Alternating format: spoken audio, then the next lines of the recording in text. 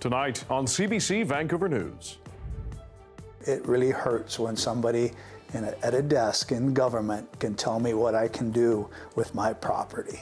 BC's short-term rental rules are now in force. What's the impact on owners and communities? Are we, as a destination, offering a large enough inventory supply? Plus, every step along the way, it was trying to take wind out of our sails. despite protests, court challenges, and massive costs, the Trans Mountain Pipeline expansion is now operational. But opponents vow to keep protecting their community. And now you're expecting a person who feels under the weather. The last thing they want to do is possibly get on a bus or get into their vehicle. some BC doctors say enough with sick notes. They're pushing the province to limit how often employers can ask for one. This is CBC Vancouver News.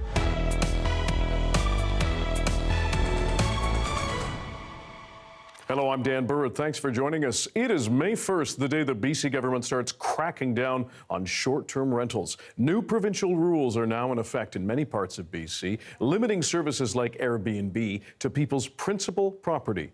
We're going to go to the Okanagan first, where tourism is big business. Kelowna hosted more than 2 million overnight guests last year, and as Megan Turcado reports, some are wondering where they will all stay this time. Don't ask me if I'm angry, but I certainly am. Ralph Gurlich and his wife Tina have made the difficult decision to sell their family home due to BC's new short-term rental rules. They live in a bungalow and purchased this second property in a Kelowna high-rise to list on Airbnb. And we ran for 2 years, and it was wonderful. That all changes now. BC is cracking down on short-term rentals in an effort to address the housing crisis. In many BC communities, short-term rentals will only be allowed on a homeowner's principal property. Gurlich says they have to shut down their Airbnb, and it doesn't bring in enough as a long-term rental to cover all the costs. On top of that, they now can't afford to keep their house and will move into the condo. This was our Hail Mary for retirement, and it really hurts when somebody at a desk in government can tell me what I can do with my property. Okanagan wine and adventure tour operator Christina Rossworm is nervous about what restrictions on short-term rentals will mean for her business. I've never done advertising before, and now I am because I am afraid of what's going to happen. Rossworm is skeptical hotels will have enough capacity and worries fewer options will mean higher prices. I think hotels, especially the really big chains, are going to have a complete and total monopoly. And so they're going to be able to run the prices the way they want. And so I don't know. It's just going to become another destination that's for very wealthy people, and the average person won't be able to afford to come here anymore. Rudolph Heider says that's unlikely. As the director of hospitality for Argus Properties, which has 4 hotels in the area, he says hotels have space to accommodate more tourists. I don't think it'll bring that much demand that you can really push pricing. And I think we have enough room, even during those months, to really take the additional demand. Heider says it's been a challenge to retain staff because of housing costs and a low rental rate. We have, over the last couple of years, seen quite a few managers, entry level up to department head managers, leave Kelowna and go to other places, aka Kamloops Trail, etc., because housing is just not affordable anymore. Tourism Kelowna is unsure exactly what the new rules will mean.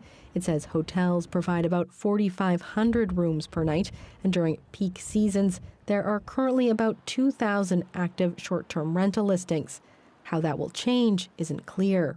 During the summer peak, short-term rentals have made up about 30% of Kelowna's accommodation inventory. What I'm watching is, are we as a destination offering a large enough inventory supply, and are we offering a larger enough variety? And that's the piece we're going to have to monitor. As the new rules come into force, there are still a lot of questions. Airbnb says it doesn't know yet how many listings in BC might have to stop operating. But what isn't in question is what it will mean for former Airbnb owner Ralph Gurlich. He'll be handing over the keys of his home to a new owner. There'll be tears. For sure there'll be tears, yeah. Megan Turcado, CBC News, Kelowna.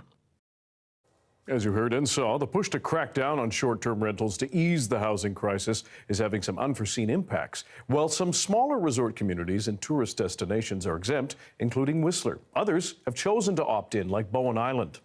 Meanwhile, 4 communities have been allowed to opt out. They are West Kelowna, Fort St. John, Dawson Creek, and Pouce Coupe. Property owners say new rules fail to consider the consequences for mom-and-pop operators who could suffer serious financial losses. Earlier this month, more than 300 owners filed a petition in BC Supreme Court claiming the rules are illegal. They're canceling people's businesses at the moment and people that were licensed and lawful. So it's affecting a lot of people across the province.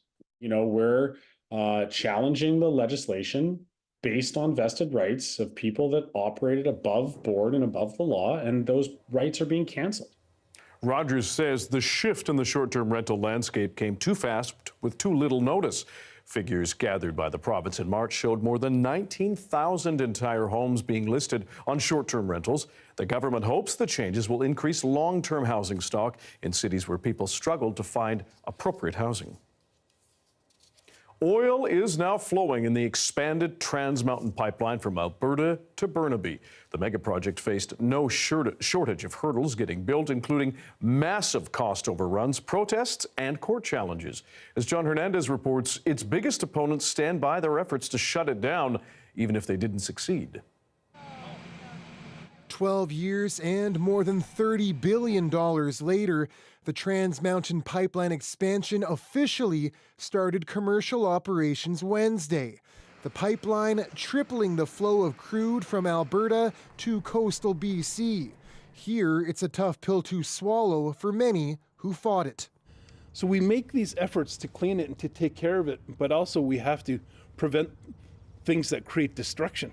Tsleil-Waututh First Nation member Reuben George among many vocal opponents and part of a court challenge to stop the pipeline, claiming First Nations weren't adequately consulted. It was dismissed. Every step along the way, it was trying to take wind out of our sails. Court challenges levied by the city of Burnaby also didn't work. The city's former mayor called it a David versus Goliath matchup. The issue was always on a back burner. And with that kind of corporate money and the federal government behind it, it was pretty well an impossible battle. His successor begrudgingly says it's time to adapt. We're disappointed that the project's here, but we have to deal with it now, and so we have to provide as much public safety as we possibly can, protect our environment, but most importantly, protect our residents. Public safety measures, including 2 new fire halls at Burnaby Mountain, one of which just meters away from the expanded tank farm, both built in part to respond to pipeline-related emergencies. Trans Mountain says its own emergency response plans are in place in the event of any spills or fires. Meanwhile, old opponents still vow to protect their community. Because this is finished, I don't stop like my ancestors haven't stopped. We're still going to continue to be stewards of our lands and our waters and our people. Tankers will begin loading up at this terminal in just a couple of weeks, as many here hope a worst-case scenario never becomes a reality. John Hernandez, CBC News, Burnaby. And we'll have more on the Trans Mountain Pipeline expansion and how British Columbians are reacting to it later on in our show. Tensions were high at a public meeting in White Rock Tuesday night. This comes after police arrested a man linked to 2 stabbings on the city's promenade last week, one of which was deadly. As Yasmin Khanea reports, people peppered Mounties with questions about public safety. A quiet day on the pier after a tense night. Even I didn't know that there's a stabbing because there was not much awareness. Residents, including the brother of last week's fatal stabbing on the promenade, packed into a community center, holding signs demanding justice for Kulwinder Singh Sohi, killed last Tuesday. White Rock RCMP were asked why an emergency alert wasn't issued after the first stabbing. Police say the incident did not meet the threshold. Police assessed the situation. They put all the resources that were required in there. It got considerable coverage in the media. Police were made this very high profile. I think the police did an incredible job. RCMP have increased patrols around the waterfront. The enhanced summer patrols normally start mid-May, prior to the May long weekend. However, we enacted them right away after last week's events. Meanwhile, White Rock Mayor Megan Knight drew flack from some at the meeting after saying she personally felt safe in the community and encouraging people to continue to support local businesses. She later told CBC News she did not want to offend those who are fearful. I said, if you're not comfortable going, that's fine. I'm going. Days after the stabbing, some community members are still on edge. Definitely it's very uncomfortable to hear this because it doesn't seem to be this sort of place, you know. Community perception of safety has changed gradually over the years. I mean, I've lived here for 45 years, but particularly in the last few months. Others say they can't live in fear. No, I don't have any concerns about the safety. This sketch artist came to the pier every day before the attacks and says he'll stay. I want to give message to all community to be don't scared. A suspect has been arrested in relation to the fatal stabbing and charged with aggravated assault in the other attack as police continue to investigate. Yasmin Raneya, CBC News, White Rock. A woman has now been arrested as part of a hate crime investigation following comments she made last week at a pro-Palestinian demonstration in downtown Vancouver. Our Janella Hamilton joins us live with more. Janella, when did Vancouver police become involved? Well, Dan, Vancouver police say it launched an investigation on April 26 after a video of a woman addressing protesters from the steps of the art gallery was widely shared on social media. In the video, the VPD says it appears the woman has praised the October 7th Hamas attacks on Israel and referred to a number of terrorist organizations as heroes. Here's a portion of her speech. Hamas is not a terrorist organization. Islamic Jihad is not a terrorist organization. The Popular Front for the Liberation of Palestine is not a terrorist organization. Hezbollah is not a terrorist organization. These are resistance fighters. These are our heroes. Police did not name the woman, but CBC News has identified her as 44-year-old Charlotte Cates, one of the leaders of the Samadoun Palestinian Prisoner Solidarity Network, which, according to its website, is an organization that fights to raise awareness about Palestinian prisoners. Dan? Janella, we know Cates has been arrested. Where is the investigation, the police investigation now? Well, police say she was arrested and later released with a promise to return for a court date this fall. In the meantime, the force says it will continue to gather evidence to present to Crown prosecutors to determine whether or not criminal charges can be laid. What I can tell you is that when we're conducting investigations related to hate crimes or hate incidents, it's really important for us to be thorough and methodical and look at the entirety of a situation, look at the entirety of the context. So in this case, not just what was said, where it was said, to whom it was said, and whether or not what was said incited violence, incited hatred, caused people to fear for their safety. The comments about the October 7th attack, which Israel says killed 1,200 people, drew widespread condemnation, including from BC Premier David Eby. He calls the comments reprehensible. CBC News could not reach Cates for comment, and to be clear, she has not been charged as of now. Dan? Janella Hamilton reporting for us. Thanks very much. Some BC doctors have a prescription for the provincial government. Limit how often employers can require sick notes from their employees. They say it puts an unnecessary burden on both physicians and patients. And as Michelle Gomez explains, they've found a new way to get their message across. Family doctors frustrated by writing sick notes have created this template for patients to give to their employers. It explains sick notes put an unnecessary burden on doctors who are experiencing heavy workloads and burnout as a primary care crisis rages on. Our response, in combination with the BC College of Family Physicians, was to create this template that family physicians could share with their patients, to give to their employers, to send the message that sick notes are unnecessary. Ali says because the provision of sick notes isn't covered by insurance, patients often have to pay out of pocket, the typical cost around $50. Now you're expecting a person who feels under the weather. The last thing they want to do is possibly get on a bus or get into their vehicle or ask someone for a ride to go to the doctor's office, get assessed. A sentiment shared by British Columbians. We shouldn't need that, if that's already something that's been allotted per our benefits and our rights as workers if we are employed. So sick notes, I don't really think that should be a thing. Do you have a doctor that you could go to if you have to get a note? No, not now. For now, I'm just go walking. Yeah, I have no many choice, I think. As of 2023, employers in Nova Scotia can only request a note if the absence is longer than 5 days. And new legislation in Ontario will force employers to scrap sick notes for the 3 days of provincially mandated annual sick leave. Ali says BC needs to follow suit. But ironically enough, the government of British Columbia has a particular sick note that they expect for all their employees. That is one of the most kind of onerous to fill out.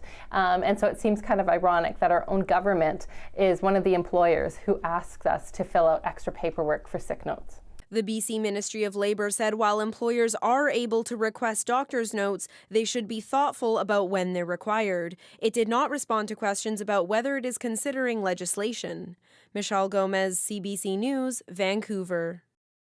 BC's Auditor General is about to put the province under the microscope, looking at how the government handled Lytton's recovery effort. The village was wiped out by a massive fire 3 years ago. The MLA for Lytton says she's disappointed by how long the whole process has taken. I think one of the difficulties, certainly, that Lytton has highlighted is that we need clear and concise processes in this province. Taggart says there has been confusion around who makes the final decision on recovery projects. So far, the BC government has given Lytton $8.3 million to its recovery. The Auditor General's report will look at the province's role and responsibilities for the disaster recovery, as well as its support for Lytton, including money, and the challenges and opportunities for improvement. City Council in Quesnel has now voted unanimously to censure the mayor, claiming he damaged relations with First Nations. Mayor Ron Paul's wife distributed a book that minimizes the harms of residential schools. Paul also recommended that same book to the chair of the Cariboo Regional District. As Betsy Trumpeter reports, the local First Nation says council is making this the right decision by condemning his actions. Last month, a large protest marched to Quesnel City Hall. Some called for Mayor Ron Paul to resign. Tuesday night, Quesnel City Council took action, voting unanimously to censure the mayor, claiming he damaged relations with First Nations. This comes after the mayor and his wife publicly supported a book titled Grave Error. The Union of BC Indian Chiefs calls the book Residential School Denialism. Lataco Dene Chief Clifford LeBrun calls it hate literature. We cannot go on working with the mayor unless he does something incredible like apologize and take ownership of what he's done. Well, City Council can't force the mayor out. Sanctions will take away his travel budget and remove him from city committees and government bodies. I just feel that it's so inappropriate for us to be damaging our relationships with the Indigenous population. The intention of a censure motion is to draw attention to the misconduct and to formally disassociate the other members from the offending members' behavior. Despite the censure, the mayor says he plans to stay on. I just want to stop here and say that I'm going to give my detractors and the people that are sort of launching this charge against me, I'm going to give them the benefit of the doubt and say that this is all based on a misunderstanding. Maynard Berra is band manager with the Lataco Dene. He says the council's vote will make it easier for them to work with the city. The nation has already banned the mayor from its territory. It was really painful, but it's great to see that City Council did the right thing here. And now we can kind of move forward with City Council and not have to deal with Mayor Ron Paul. Berra says the mayor is still not welcome on Lataco land or at First Nations events, but he says council's actions are a step towards healing. Betsy Trumpeter, CBC News, Prince George. Squamish District Council has now voted down a plan to bring in a floating hotel. It was meant to be used to house around 650 workers who are building a liquefied natural gas processing and shipping plant there. The so-called Flotel has provincial, federal, and First Nation support. But as Chad Pawson tells us, councillors are not convinced it's a good local fit. Woodfibre LNG up Howe Sound south of Squamish is already being built and set to be in operation in 2027. But Squamish's local government is grappling with where hundreds of workers needed to complete it will live. Floating housing is a novel idea. Workers would come and go from the vessel with minimal impact on Squamish and its residents. 2 weeks ago, hundreds showed up to a public meeting, with most speaking against the idea.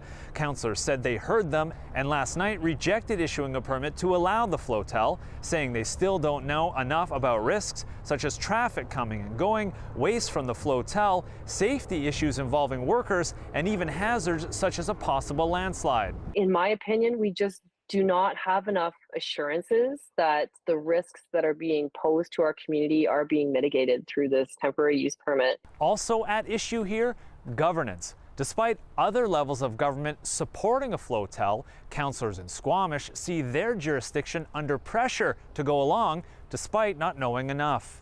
So, what now? Construction of Woodfibre LNG is ongoing, with even water lines and gangways for the flotel. Local councillors in Squamish expect this issue to be back before them soon, with either other options or more assurances over the flotel. Chad Pawson, CBC News, Vancouver. Drop that water hose. It's May 1st, and that means lawn watering restrictions are now in place in Metro Vancouver. If you have a lawn, it can only be watered once a week in the morning. Even unnumbered addresses are on Saturdays. Odd-numbered addresses are on Sundays. Automatic watering is allowed from 5 a.m. to 7 a.m., while manual watering is allowed from 6 a.m. to 9 a.m. Watering trees, shrubs, and flowers is permitted any day from 5 to 9 a.m. if you're using a sprinkler, or anytime if you're hand watering or using drip irrigation. All your edible plants, if you have them, are exempt from the rules. The regulations are meant to save our drinking water as forecasters expect another hot, dry summer. The restrictions are in place until mid-October.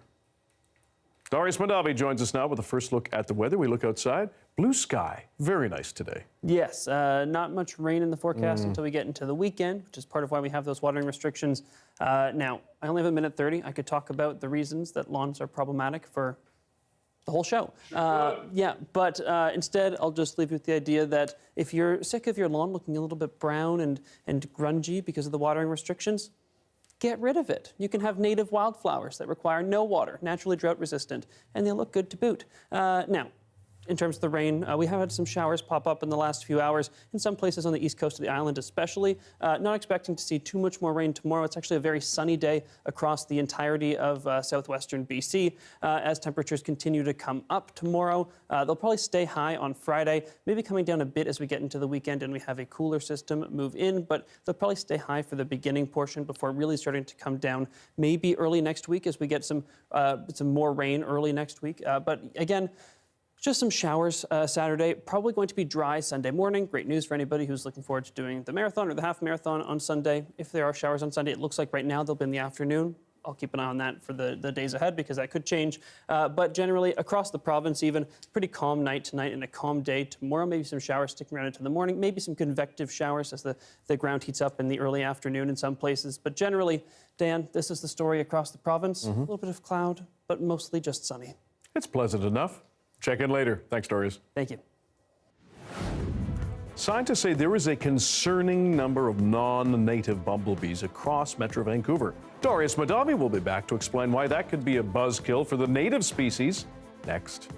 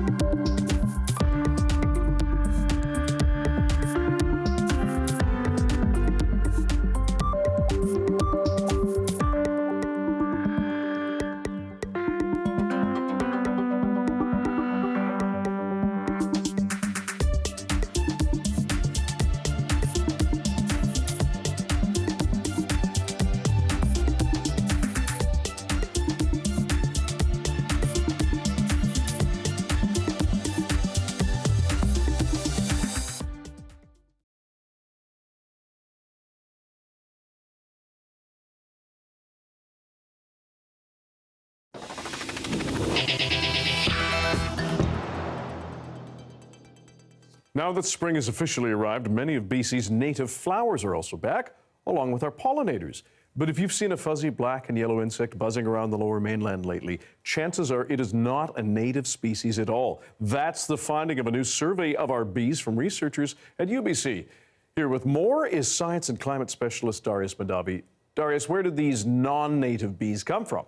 These ones in particular came from out east. We're talking about Bombus impatiens, or the common eastern bumblebee. You can see some photos of that here. As the name suggests, they're not really supposed to be found here, but UBC researchers say they're now the most common species of bee they found on the Lower Mainland. They represented over 40% of all the bees they observed. Now, for years, Bombus impatiens have been intentionally imported from Ontario and even Europe for use in greenhouses, particularly here on the Lower Mainland in Delta, but they've been found across the region. Now, to pollinate, they're used to pollinate crops like tomatoes and peppers, and there are supposed to be controls in place of various kinds to prevent them from getting into the environment. But according to the data collected by the UBC researchers, they don't seem to be working. Professor Risa Sargent was part of those surveys and walked me through how we got here. So now Bombus impatiens is, according to our surveys, the most common bumblebee in the Lower Mainland. So that's why it's kind of a story, right? It went from, okay, it's going to be in the greenhouses, it's going to do this great service, and we're not going to let it out. And then, okay, it's getting out. And so just like I said, some introductions, okay, a couple get out, but they don't survive the rain or whatever it is that doesn't fit with their ecology. They just don't go anywhere. Bombus impatiens is going places fast. Fast indeed. This map shows observations of Bombus impatiens from both the lab's field surveys and data collected by members of the public, which was then verified by experts. Now, according to Sargent, the timing of the observations suggests that it wasn't just one event where bees escaped. It seems to be a recurring issue that's happened a number of times, as evidenced by the range that these bees have reached. These are busy bees. Why are scientists concerned about them? Yes, well, they could pass diseases and pathogens to native bees if you keep bees in these colonies intentionally kept. They can build up really big and problematic disease loads that can not only affect their colony, but then get passed to other species. And then even outside of that, they can compete with our native bee species for resources and nesting sites and pollination. And now, they are active at slightly different times, with the eastern bees, being active later, because again, we get warmer faster than out east. But there is lots of overlap in the timing of these species. And this isn't the first time that kept bees have been an issue in BC. We've already cycled through a couple of managed bee species in greenhouses. There was a native species that was managed called Bombus occidentalis, which is actually no longer seen in much abundance at all in the Lower Mainland. The population's really crashed following some issues with, they think, pathogens and parasites in that management. And so that's why Bombus impatiens was introduced. It was sort of an emergency patch. So we have Bombus occidentalis, which is the western bumblebee, and then Bombus impatiens, which is the eastern one.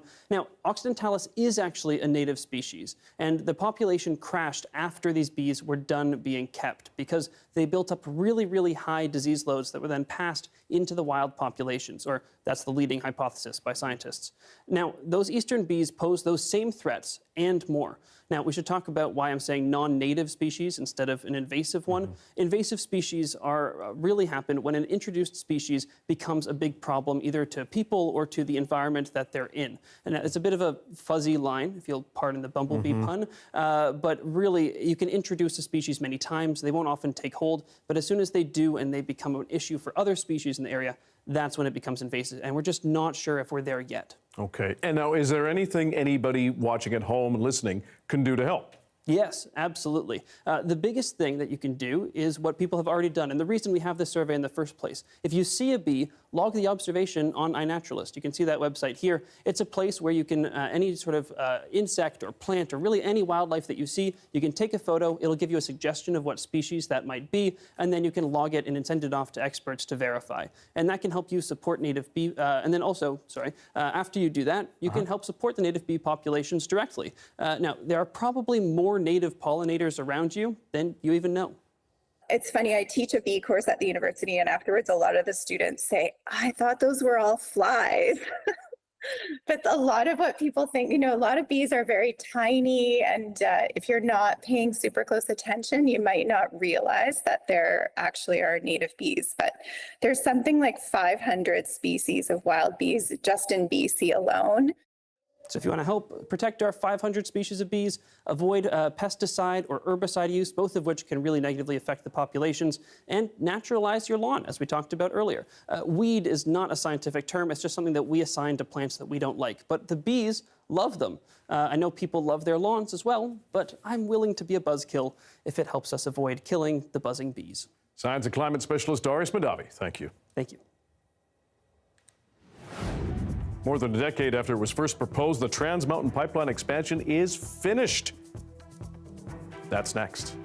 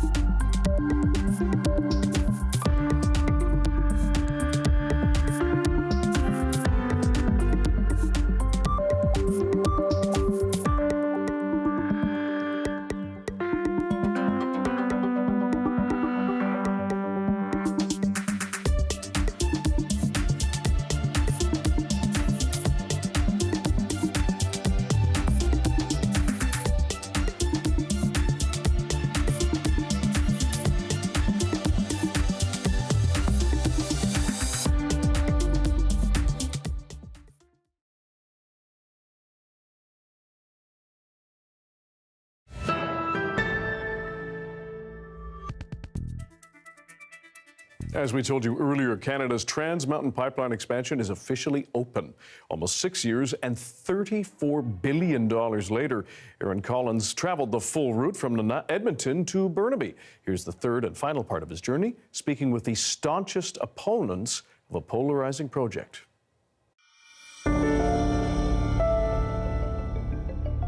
Trans Mountain's tank farm looms large atop Burnaby Mountain.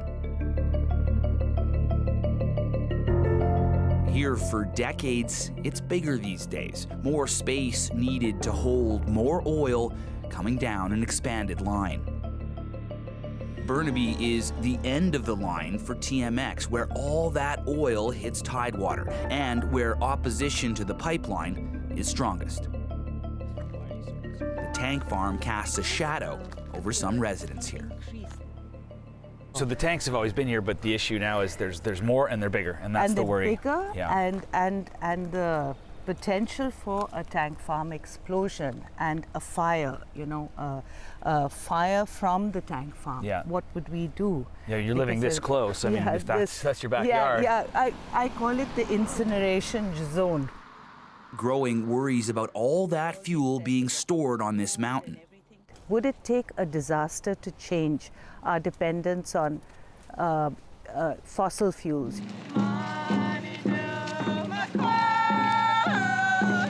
This path, the heart of local opposition to TMX, a traditional Coast Salish watch house built as part of that resistance, still stands.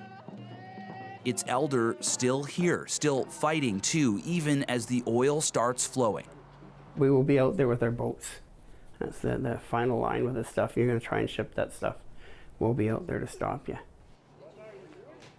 It's a long, hard-fought battle. Protesters here thought they'd won. They say the project's previous owner, Kinder Morgan Pipelines, was thinking twice. That's until Ottawa got involved. The game changed when Trudeau jumped into it. We had stopped them.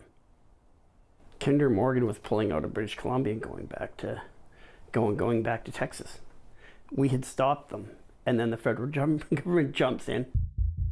So the Canadian taxpayer owns Trans Mountain now, spending more than $30 billion to get the project finished.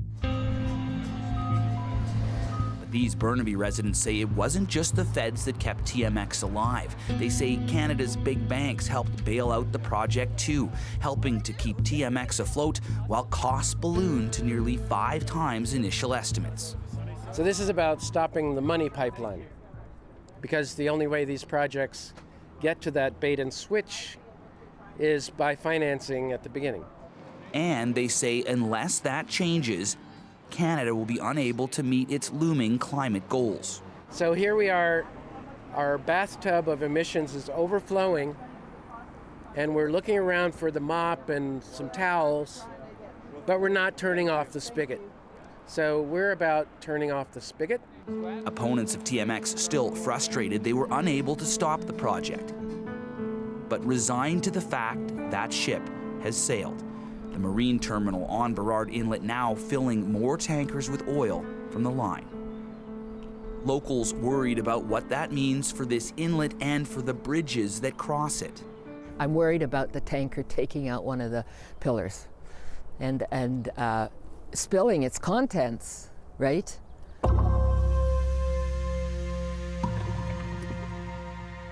This recent crash in Baltimore, a chilling reminder of what can go wrong. A cargo ship lost power, crashing into a bridge there, killing 6. So triple the amount of hydrocarbons are going to come through your neighborhood, right to this marine terminal. Right. How does that make you feel? Well, less safe. I must say that I had never thought of it before until they started building this and expanding it and wanting to bring more in, right? Tanker traffic to the Trans Mountain terminal is going to dramatically increase from about 1 per week to about 1 a day. A big jump, more big ships on the water more often. We wanted to see for ourselves what that looked like. So we hit the water with a local conservation group.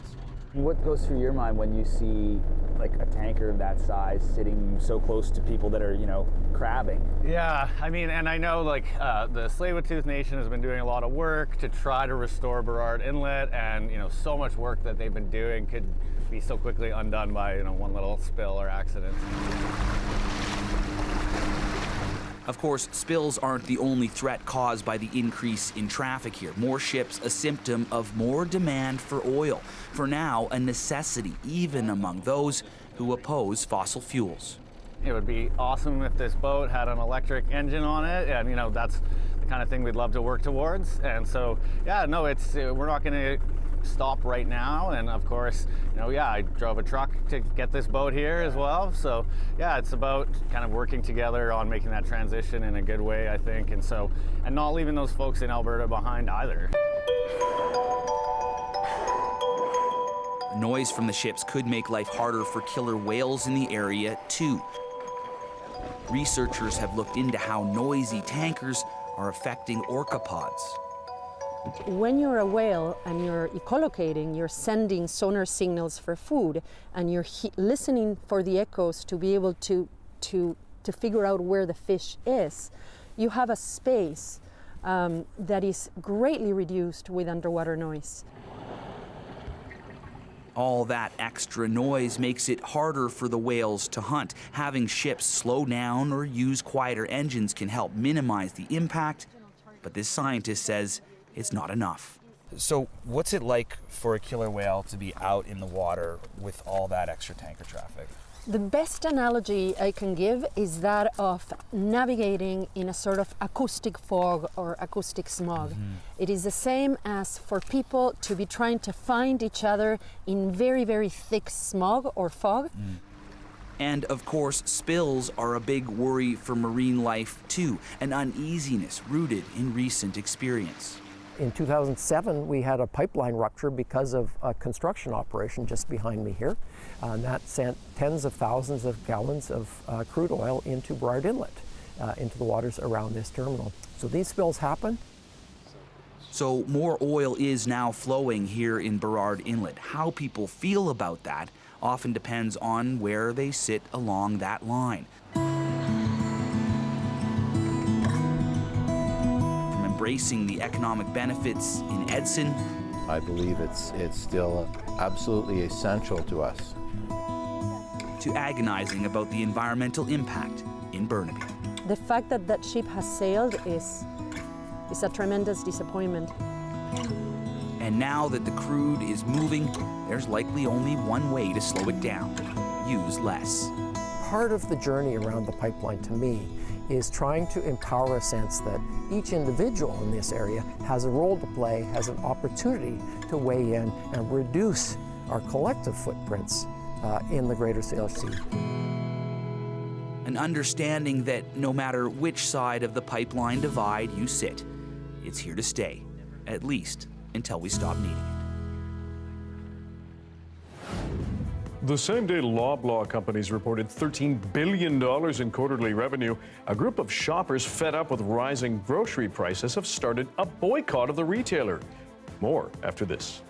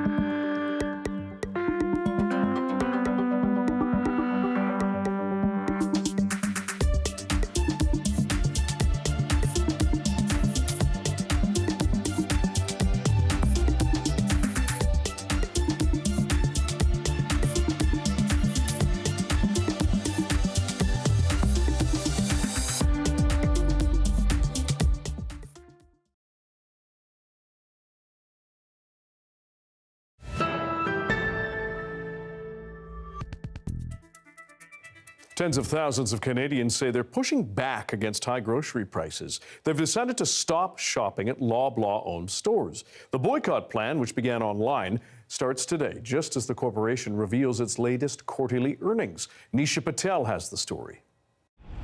Frustrated by high food prices, Emily Johnson decided for the month of May she's boycotting stores owned by Loblaw. They have the biggest market share out of all of the big 5 grocers, and they operate in areas in the country that are food deserts. She's not alone. More than 60,000 people joined her Reddit group, trying to take on one of Canada's biggest grocers.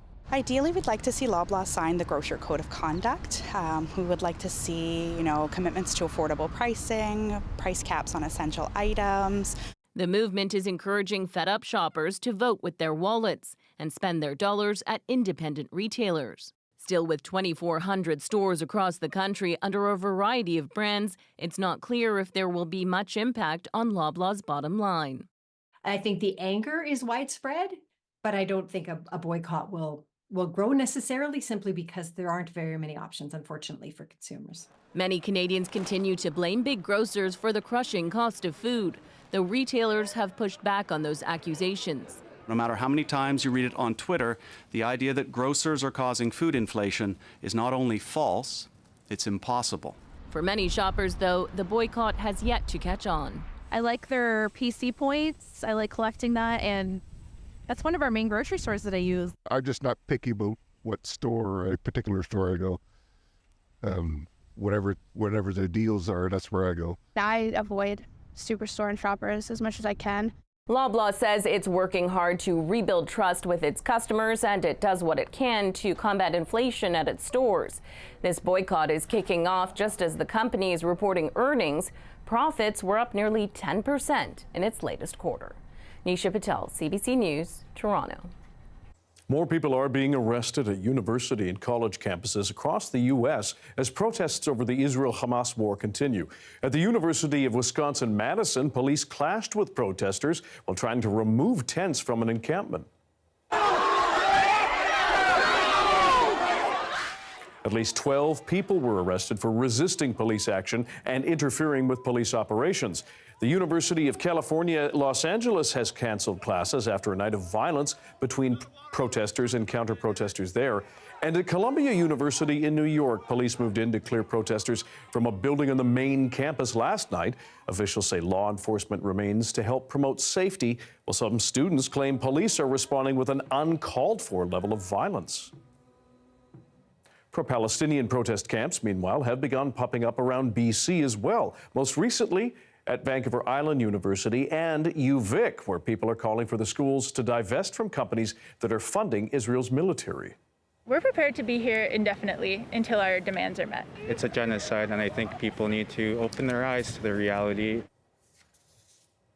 For its part, UVic says it supports peaceful demonstrations, the right to freedom of expression, and will work to minimize disruptions, but activities on campus must align with UVic's institutional policies. It says campus security may be monitoring access to nearby buildings and liaising with local police. Meanwhile, a protest at UBC's Point Grey campus has entered day 3. So we have quite a variety of people. There's definitely students, and not just UBC students, but from all over the Lower Mainland, SFU, Emily Carr, other universities, as well as other community members. There's alumni, there's faculty, there's grad students, there's families that have brought their children, there's elders. An estimated 100 participants have put up about a dozen tents, Palestinian flags, and a little library on McInnes Field. A spokesperson for the group says people there feel safe and they haven't run into any counter-protesters. The group says they've had no direct communication with the university, but claim it has turned off electricity to the outlets around them.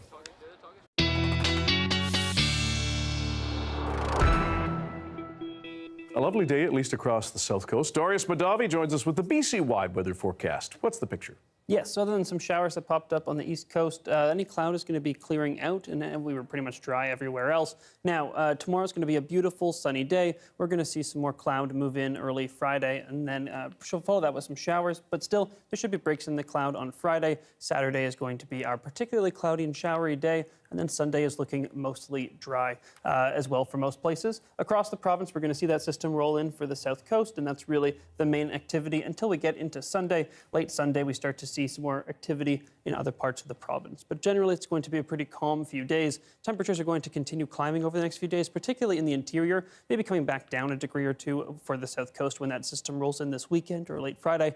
But generally, pretty calm, which is what our conditions look like tomorrow as well. Nothing but sunshine for most of the province. A small chance of showers early in the morning for a few places, but generally not much activity at all, really just lots of sunshine. And in terms of a 5-day forecast here in Vancouver, we do have lots of sun tomorrow. That cloud starts to build in on Friday, some foggy days both days, and there's a chance of frost overnight tonight, but then our rain doesn't arrive until the weekend.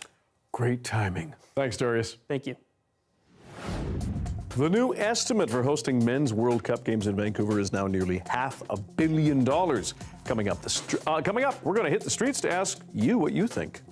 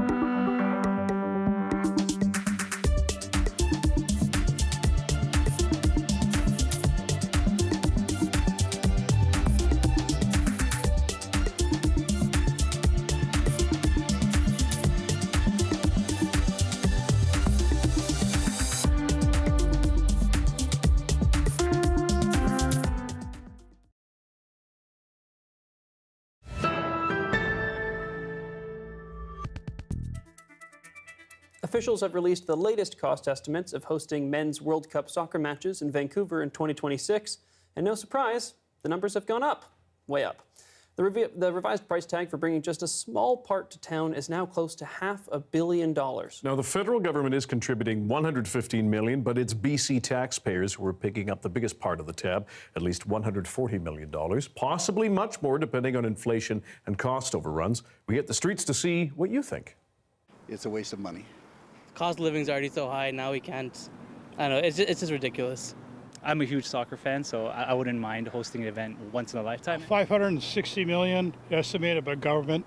That means we're going to be pushing over 600, and when all is said and done, way over 600 million. If it's spending it on bringing people of other places to come and see the beauty of Canada, and you bring sports and you support the youth, I think that's money well spent. Downtown East Side would be a good place to sink it. Food bank, housing, city infrastructure, bridges and roads. Yeah, I'll probably look into it a little bit.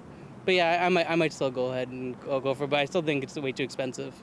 Oh, I'm at all the games. I mean, give me some free tickets and I'll be there for sure. Apparently the tickets are available worldwide, so Vancouver won't be getting any special treatment for tickets. We had the same argument about hosting the Winter Olympics, so interesting to see how things repeat themselves. Yeah. Thanks for being with us tonight on CBC Vancouver News at 6. You can watch this newscast on our free app, CBC Gem, as well as on YouTube and our website, cbc.ca/BC. Janella Hamilton will have your next local news at 11 o'clock, right after hockey and the National. Good night.